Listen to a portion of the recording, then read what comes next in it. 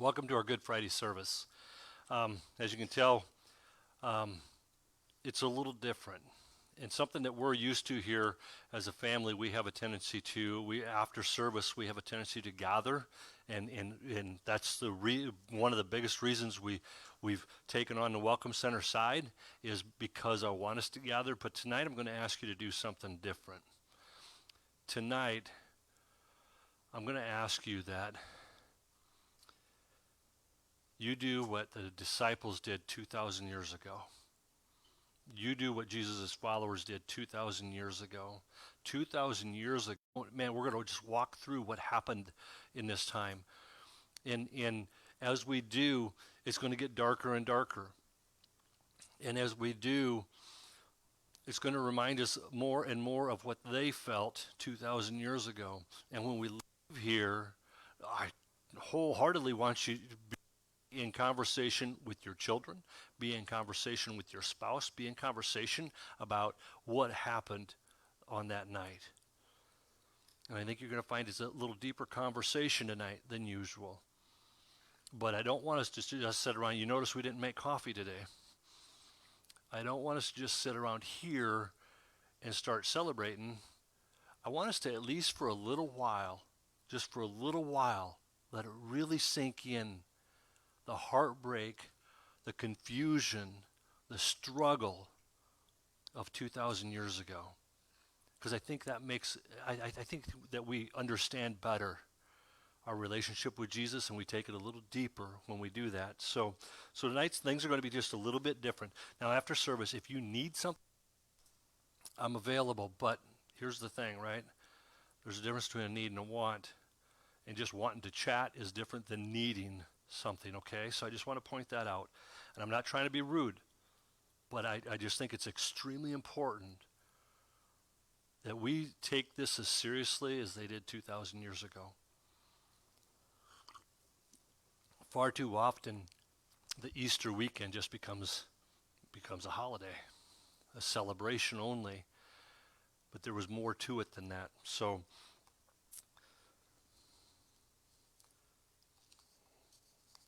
we'll begin with we're going to share the Lord's Prayer, the Lord that Jesus gave us, that he shared to us as an example of how to pray, a sample of how to pray. Okay, and so with that, we'll share the Lord's Prayer right now. Our Father, who art in heaven, thy kingdom come, thy will be done, on earth as it is in heaven. And give us this day our daily bread, and forgive us our trespasses, as we forgive those who trespass against us. And lead us not into temptation, but deliver us from evil. For thine is the kingdom, and the power, and the glory, forever and ever. Amen. Amen.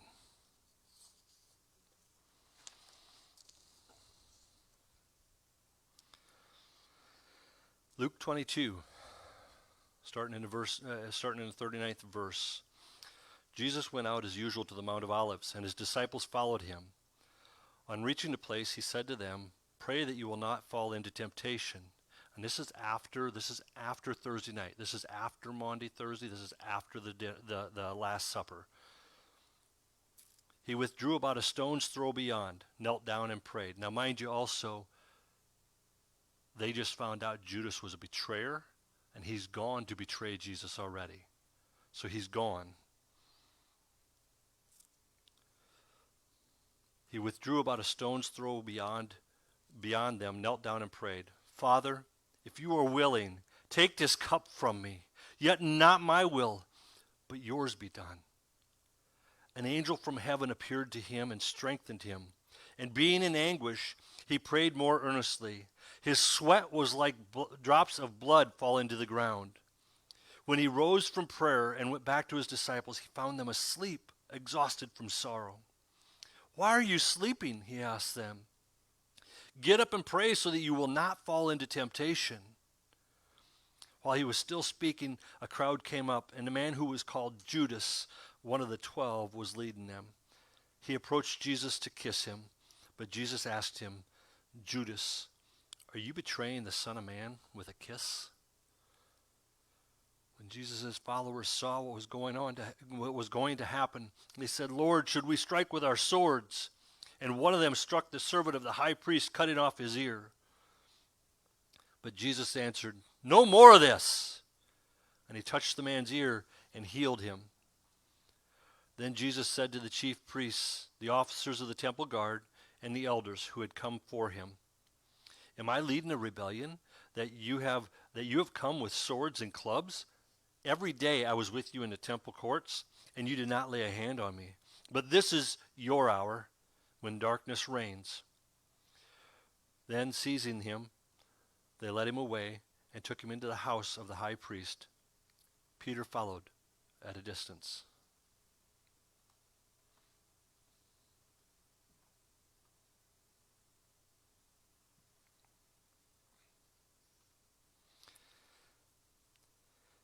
And when some there had kindled a fire in the middle of the courtyard and had sat down together, Peter sat down with them.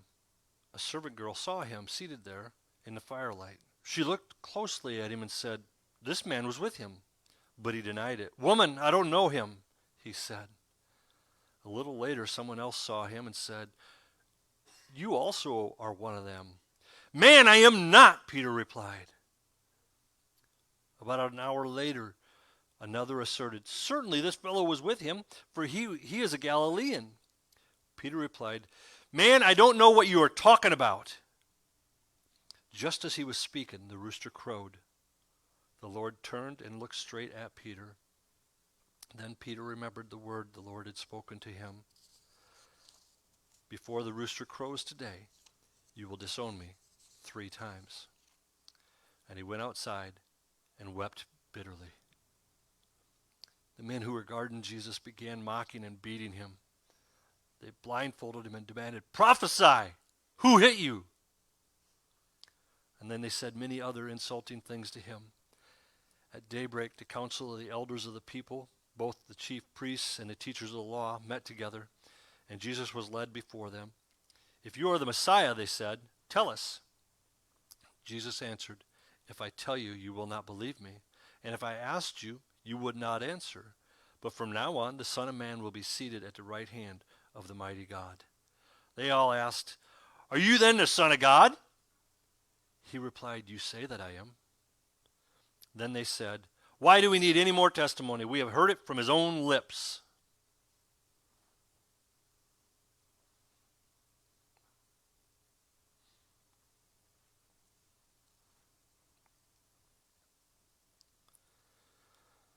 John 18, verses 28 through 32.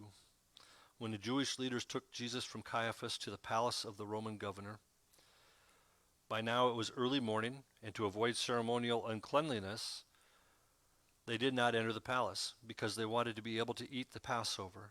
So Pilate came out to them and asked, what charges are you bringing against this man? If he were not a criminal, they replied, we would not have handed him over to you. Pilate said, take him yourselves and judge him by your own law. But we have no right to execute anyone, they objected. This took place to fulfill what Jesus had said about the kind of death he was going to die. Luke 23, verse 2 and 3. And they began to accuse him, saying, we have found this man subverting our nation. He opposes payments of taxes to Caesar and claims to be the Messiah, a king. So Pilate asked Jesus, are you the king of the Jews? You have said so, Jesus replied. John 18, verse 34 through 38. Is that your own idea, Jesus asked, or did others talk to you about me? Am I a Jew? Pilate replied. Your own people and chief priests handed you over to me. What is it you have done? Jesus said, my kingdom is not of this world. If it were, my servants would fight to prevent my arrest by the Jewish leaders. But now my kingdom is from another place. You are a king then, Pilate said. Jesus answered, you say that I am a king. In fact, the reason I was born and came into this world is to testify to the truth. Everyone on the side of truth listens to me. What is truth? Retorted Pilate. With this, he went out again to the Jews gathered out there and said, I find no basis for a charge against him.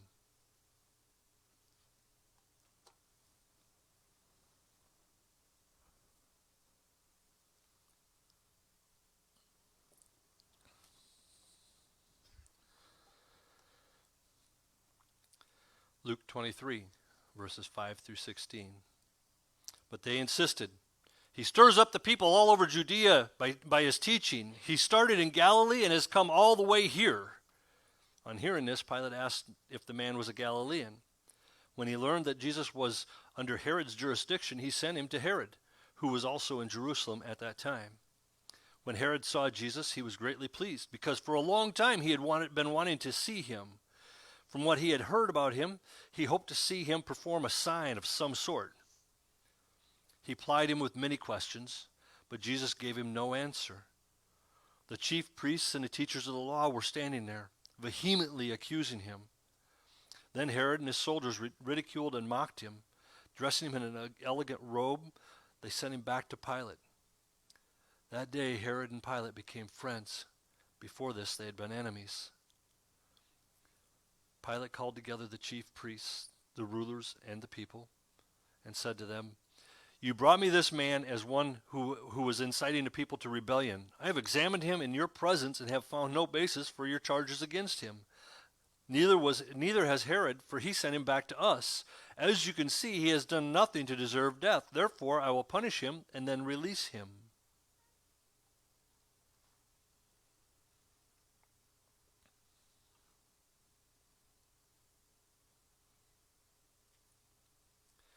Matthew 27, verse 15 through 26.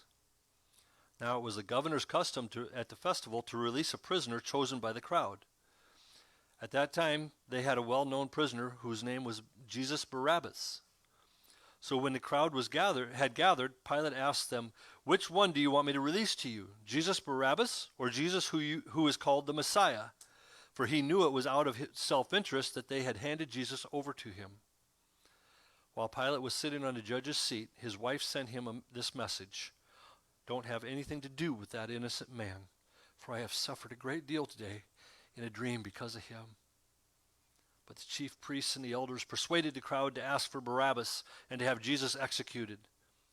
Which of the two do you want me to release to you? Asked the governor. Barabbas, they answered. What shall I do then with Jesus who is called the Messiah? Pilate asked. They all answered, Crucify him. Why? What crime has he committed? Asked Pilate. But they shouted all the louder, Crucify him! When Pilate saw that he was getting nowhere, but that instead an uproar was starting, he took water and washed his hands in front of the crowd. I am innocent of this man's blood, he said. It is your responsibility. All the people answered, His blood is on us and on our children. Then he released Barabbas to them, but he had Jesus flogged and handed him over to be crucified.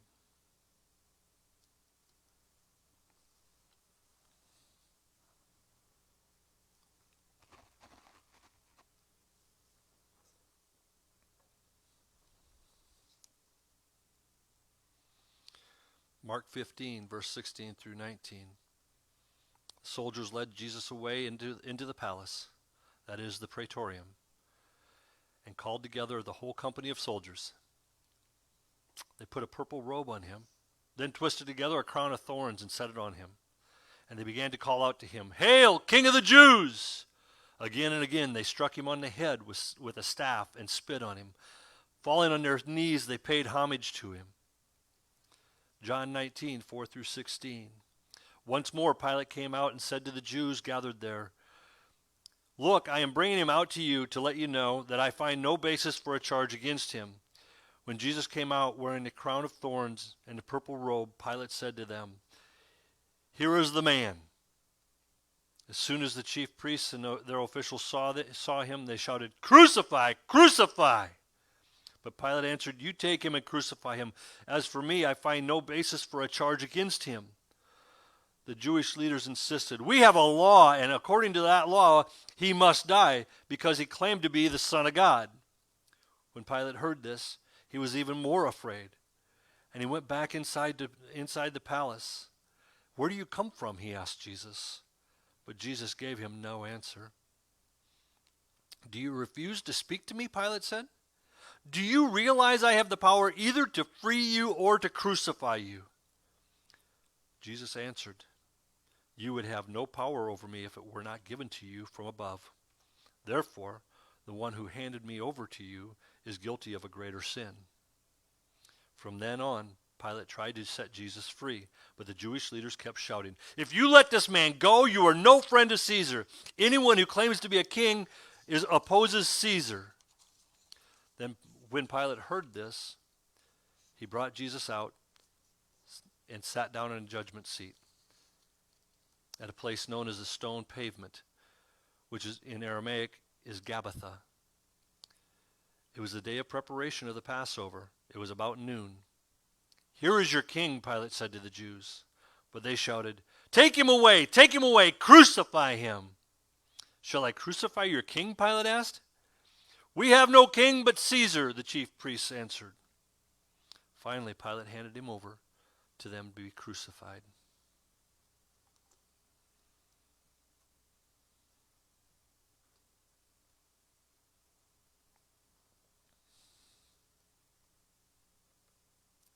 Luke 23, verse 26 through 43. As the soldiers led him away, they seized Simon from Cyrene, who was on his way in from the country, and put the cross on him and made him carry it behind Jesus.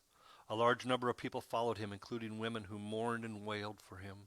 Jesus turned and said to them, "Daughters of Jerusalem, do not weep for me.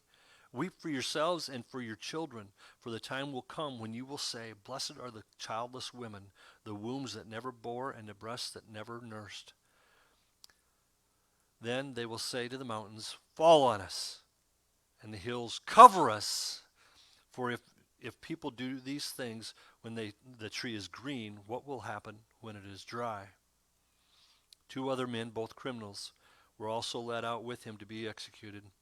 When they came to the place called the Skull, they crucified him there along with the criminals, one on his right, the other on his left.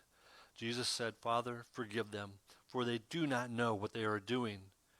And they divided up his clothes by casting lots. The people stood watching, and the rulers even sneered at him. They said, "He saved others, let him save himself, if he's God's Messiah, the chosen one." The soldiers also came up and mocked him. They offered him wine vinegar, and said, "If you are the king of the Jews, save yourself." There was a written notice above him which read, "This is the king of the Jews." One of the criminals who hung there hurled insults at him. "Aren't you the Messiah? Save yourself and us." But the other criminal rebuked him. "Don't you fear God?" He said, "Since you are under the same, don't you fear God?" He said, "Since you are under the same sentence? We are punished justly, for we are getting what we deeds deserve. But this man has done nothing wrong." Then he said, "Jesus, remember me when you come into your kingdom." Jesus answered him, "Truly I tell you, today you will be with me in paradise."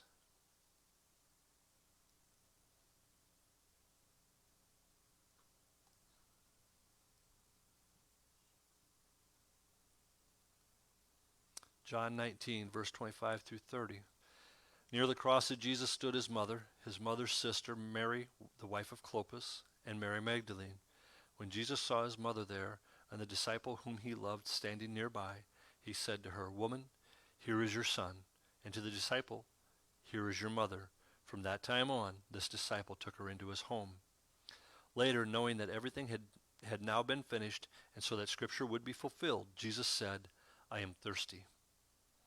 A jar of wine vinegar was there, so they soaked a sponge in it, put the sponge on a stalk of the hyssop plant, and lifted it to his lips.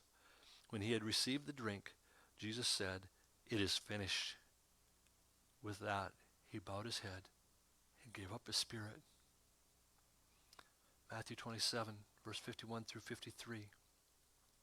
At that moment the curtain of the temple was torn in two from top to bottom. The earth shook, the rocks split, and the tombs broke open. The bodies of many holy people who had died were raised to life. They came out of the tombs after Jesus' resurrection and went into the holy city and appeared to many people. John 19, verse 38 through 42. Later, Joseph of Arimathea asked Pilate for the body of Jesus. Now Joseph was a disciple of Jesus, but secretly because he feared the Jewish leaders. With Pilate's permission, he came and took the body away. He was accompanied by Nicodemus, the man who earlier had visited Jesus at night. Nicodemus brought a mixture of myrrh and aloes, about 75 pounds. Taking Jesus' body, the two of them wrapped it with the spices in strips of linen.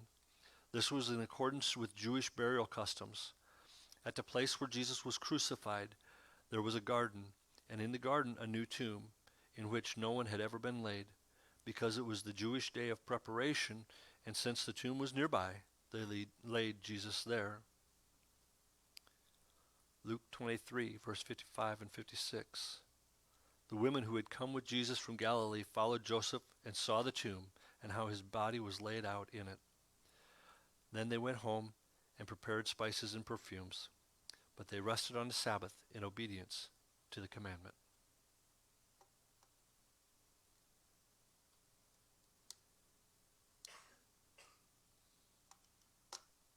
It is Friday.